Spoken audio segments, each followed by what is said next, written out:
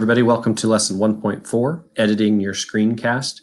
With the free versions of Screencastify and Loom, there aren't a ton of editing options. If you wanted to pay for a more premium version, you would get some more video, audio editing things, but there are a couple things you can do. So the first thing is I am inside of Loom right now, and this is the screen that you're going to get as soon as you stop recording your video. It's going to open a tab and it's going to take you to your video, and you're going to see things like the link, kind of the permissions, the privacy, that kind of thing. Over here on the right hand side, you'll see there's a trim button, and there are some settings you can look at and mess with. But specifically, I wanted to look inside of Loom here at trim.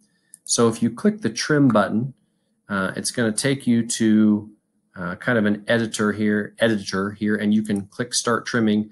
And this is pretty simple to use. The red is the section that you're cutting, and it gives you timestamps here. So once you watch your video initially, if there's a section or sections you want to cut out, a lot of people like to cut out the beginning or the end, especially if you want like a Google Slides to be in full screen the whole time.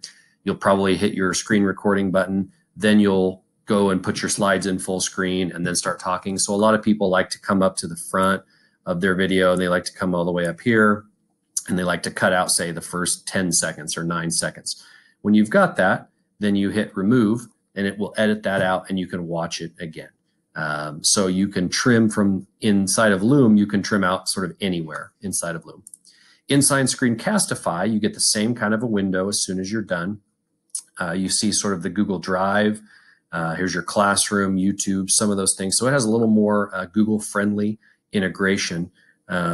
But the easiest way then, and I'm going to move my picture out of the way here, is you see these little scissors on the end. And so on Screencastify, you can only edit from the beginning or the end in the free version. So you just take the scissors and you drag what you want to cut out. And so you'll see then there's like where the scissors end here are at like 10 seconds.